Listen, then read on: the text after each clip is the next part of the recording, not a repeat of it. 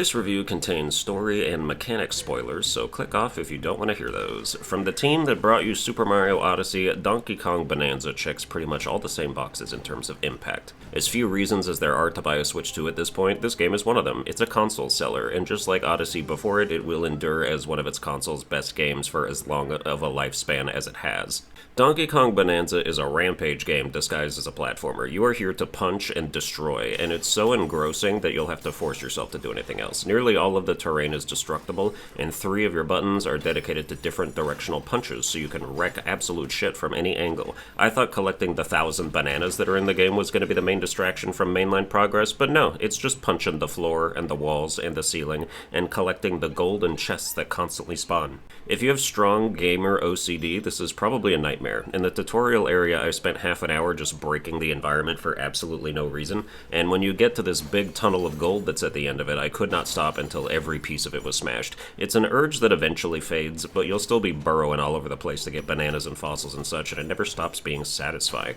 This game is about monkeys, and it was meant to be played by one. My monkey brain has never been so satiated, eating non-stop giant bananas and flinging shit everywhere. I didn't use the term 1,000 flippantly before. There are a literal 1,000 Banandium gems to collect, and almost all of them are available right out of the gate, which means they are immediately all over the place and present a tantalizing and rewarding distraction.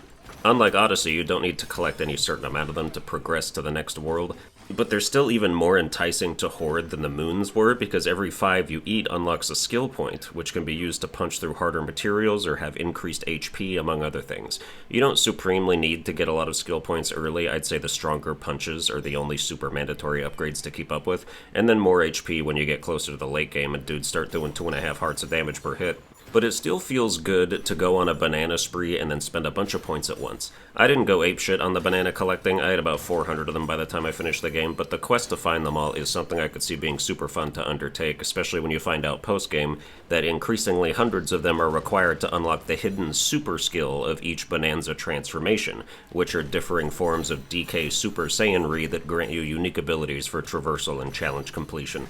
But let's get to the game graph, where we're out here judging story, graphics, mechanics, and fun as separate categories before culminating together with an overall score at the end, starting with story. I apparently review a lot of games where the story does not matter, and this is no exception. It's a plot that exists to get you from point A to point B, and most of the engaging parts are just character reveals, which the game's marketing already did the biggest spoiler of all. Imagine how ballistic people would have gone if the trailers never showed Pauline. That moment in the game where Oddrock transforms into her would have had jaws hitting the floor. They absolutely should have kept that close to their chest. Also, as far as I'm concerned, that's her official character now. As someone who likes adult Pauline, I never need to see that old crone of a mayor again. This Pauline is way more fun and has way more personality. The story takes a backseat in favor of DK nostalgia hunting. That's what you'll really appreciate. You'll want to see all the old DK references and familiar characters, like how the fossils you collect in each layer are based on old Donkey Kong friends, enemies, and objects, like the beavers and that spider that has 8 tennis shoes on. Some cameos aren't as exciting as they should be, like Diddy and Dixie Kong being relegated to a super short level dedicated to a horrible racing minigame, but one of the characters is very cool, and of central importance to the plot towards the endgame that I'll talk about later. Pauline is the main character of the game, and Donkey Kong's job is to shepherd her to the planet's core while she overcomes her singing nerves so they can get their wishes granted by some all-powerful banana entity. She wants to return to the surface, and he wants bananas, and along the way she will use the power of her voice to sing some doo-wop bullshit that can somehow transform Donkey Kong into other species of animal. Every Bonanza has its own theme that she sings in the background while it's going on, and it's just gibberish. It's like the movie Grease. She's changity-chang shoo-bopping it out here, speaking a made-up language, and I hate it. What's worse is that when she finally does sing in English, her main theme is the most generic garbage song I've heard in quite a while. It sounds like it was written by Suno AI. I messed around with that a year or two ago, and that's exactly the type of lyrics it was shitting out. It's like, when the world feels dark, we need to shine, we need to break free so that we can be unbreakable. I'll be your light so we can shine the darkness away, and break through so we can break free. It's that bad. They even do the cliche of rhyming melody with harmony. Like, come on, man.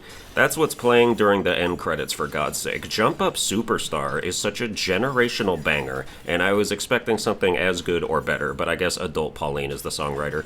Her regular voice acting is great, though, which is good because she's the only one doing it. Everyone else is speaking ape. I give the story a 70 for being average and unimportant. Next up is graphics, and this is what Nintendo games should have looked like 10 years ago. This is the fidelity they deserve, the frame rate, the gorgeous locales, the peak character models. It's glorious.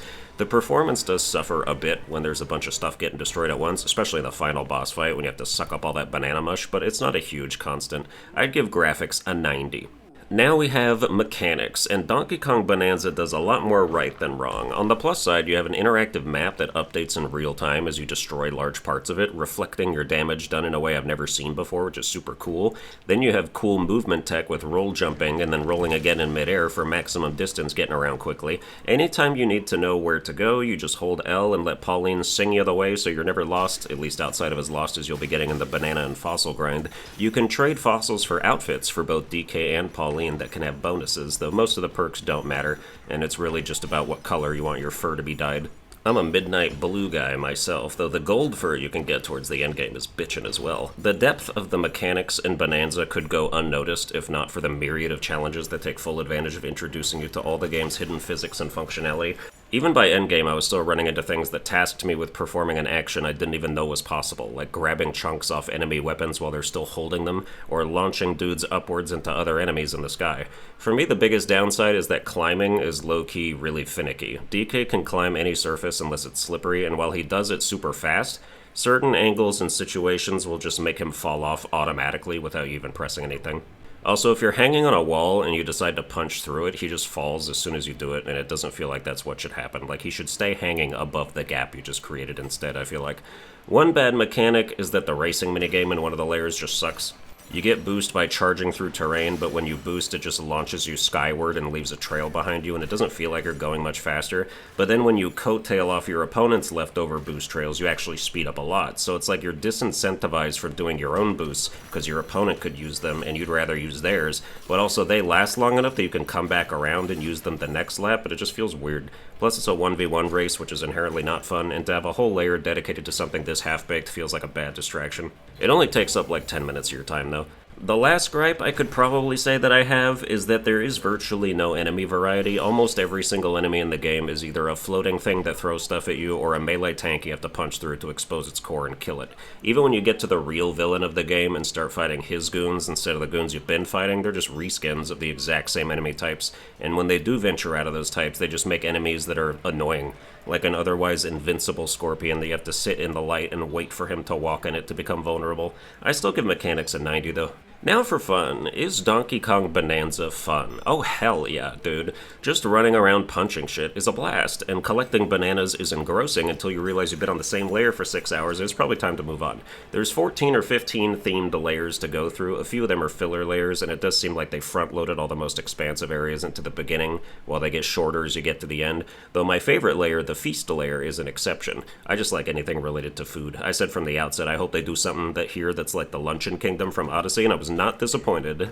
You actually get to use salt as a weapon, which my diet has been doing to my body for decades. But yeah, even as someone who's not a huge fan of Donkey Kong or anything, I pretty much only played the first Donkey Kong Country when I was a kid. This whole experience is a joy in a way that doesn't happen very often. I give fun a 95. So now for the overall score, which is not an aggregate of the previous scores because some things are weighted differently. I'm giving Donkey Kong Bananza a 93 out of 100. You finally have a reason to buy the Switch 2 that doesn't cost 80 bucks. Go nuts. And that's going to do it for this review. I hope you enjoyed it. If you did, you can like, share, and subscribe. Watch all my other videos while punching the air in 3 different directions, and I'll see you guys next time.